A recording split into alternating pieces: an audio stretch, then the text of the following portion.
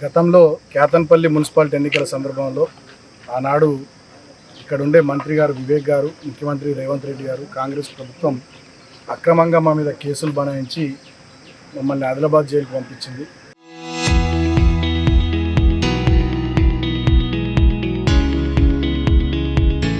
ఇరవై 25 మంది మీద మా పార్టీ నాయకుల మీద, ముఖ్యుల మీద కేసులు పెట్టి Kethanpalli municipal chairman, vice chairman ఎన్నికను అక్రమ పద్ధతిలో నడిపించి కాంగ్రెస్ వాళ్ళను బలం లేకున్నా చైర్మన్, వైస్ చైర్మన్ చేసుకోవాలని కుట్ర చేసింది ఆనాడు ఇక్కడ ఉన్నటువంటి మంత్రి గారు.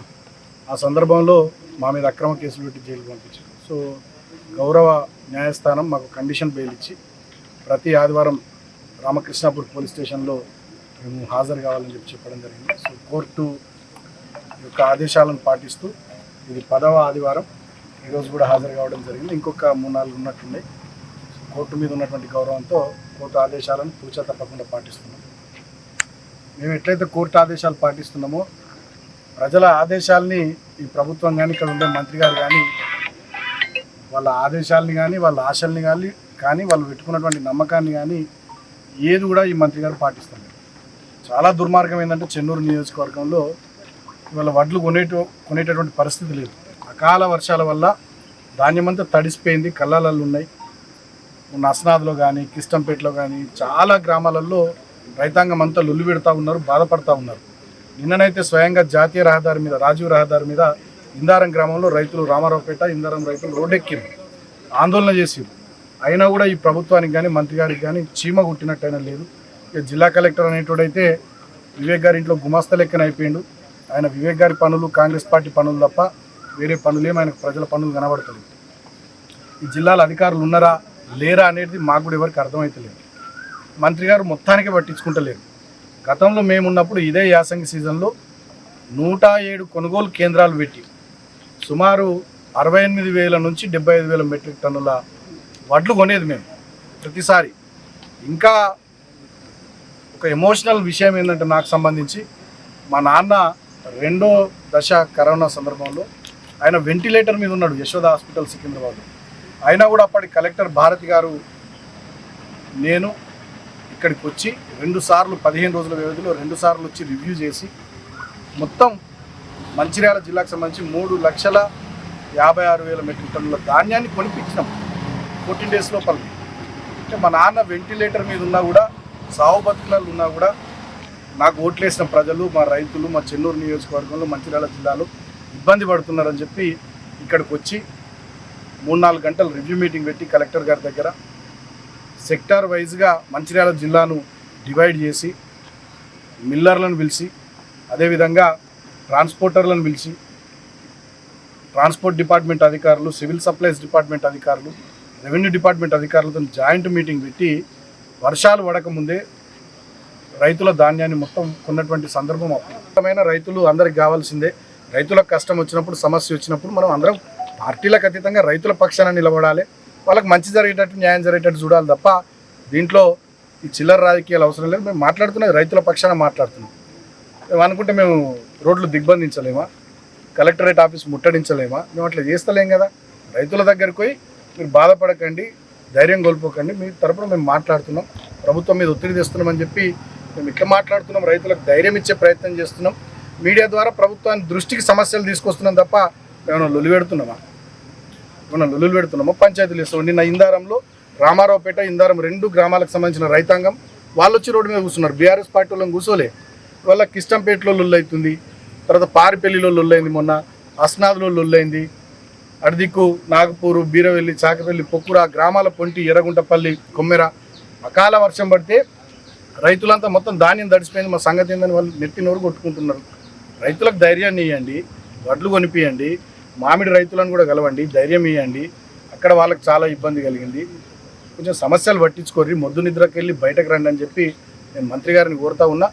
మీరు ఇట్లనే చేస్తాము, ఇట్లనే ప్రవర్తిస్తామంటే డెఫినెట్గా ఖచ్చితంగా ఏదో రోజు ఆందోళనకి మేము మా రైతాంగం పక్షాన, మా ప్రజల పక్షాన, ప్రధాన ప్రతిపక్షంగా ఏదో రోజు మేము కూడా ఆందోళన కార్యక్రమానికి డెఫినెట్గా శ్రీకారం చుడతాం. చాలా గట్టిగా చేస్తాం. అది మేము కూడా మీకు టైం ఇస్తున్నాం.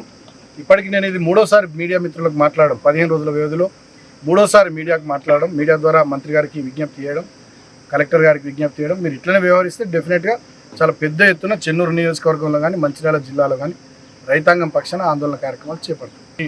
మంత్రి అయ్యి ఉండి ఈ నియోజకవర్గంలో ఈ జిల్లాలో రైతుల సమస్యలను పట్టించుకోకపోవడం, వడ్లు కొనకపోవడం, అదేవిధంగా ఈదురు గాలులకు అకాల వర్షాలకు మొత్తం మామిడి తోటలు కూడా దెబ్బతిన్నాయి, మామిడి పళ్ళు కూడా రాలిపోయినాయి, మామిడికాయలు రాలిపోయినాయి. కనీసం మామిడి రైతులకు ధైర్యం చెప్పేటటువంటి పరిస్థితి లేదు. గతంలో కూడా పత్తి రైతులు రోడ్డెక్కితే ఆనాడు పత్తి రైతులకు సంబంధించి పత్తి కొని కాటన్ CCIతో కాటన్ కార్పొరేషన్ ఆఫ్ ఇండియాతో అధికారులతో మాట్లాడి పత్తి కొనిపించేటటువంటి పరిస్థితి లేదు. అంటే మొత్తంగా ఈ నియోజకవర్గాన్ని మంత్రి గారు ఇక్కడ రైతుల్ని ఇక్కడ ప్రజల్ని గాలికి వదిలేసిర్రు. వారు మాత్రం మంత్రి పదవిలో ఎంజాయ్ చేస్తూ ఉన్నారు, చాలా బిజీగా ఉన్నారు వారు. సో ఇది నిజంగా చాలా బాధాకరం. ఇప్పటికైనా మంత్రి గారు కళ్ళు తెరవాలి, జిల్లా అధికార యంత్రాంగం కూడా కళ్ళు తెరవాలి. మొన్నటికి మొన్న లక్షపేట దగ్గర పాపం రైతులు చనిపోయింది.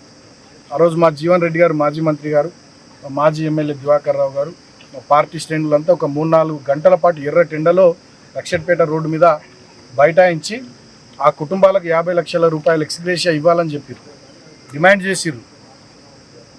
అడిషనల్ కలెక్టర్ గారు వచ్చి ప్రభుత్వం దృష్టికి తీసుకుపోతామన్నారు. మరి ఇప్పటిదాకా దాని మీద కూడా ఉలుకులేదు పలుకులేదు. మొద్దు నిద్రలో ఈ ప్రభుత్వం ఉంది, చాలా దారుణం. రాష్ట్రమంతా ఇదే పరిస్థితి ఉంది. కేవలం మంచిర్యాల జిల్లా చెన్నూరు నియోజకవర్గమే కాదు, రాష్ట్రమంతా అన్నమో రామచంద్ర అని రైతు అరిగోసపడుతున్నటువంటి పరిస్థితి వాళ్ళ తెలంగాణలో కనబడుతూ ఉంది. చాలా దారుణం, ఇది బాధాకరం. ఇప్పటికైనా జిల్లా మంత్రి గారు కళ్ళు తెరవాలి, ఇమ్మీడియట్గా తక్షణమే వారు చొరవ తీసుకోవాలి.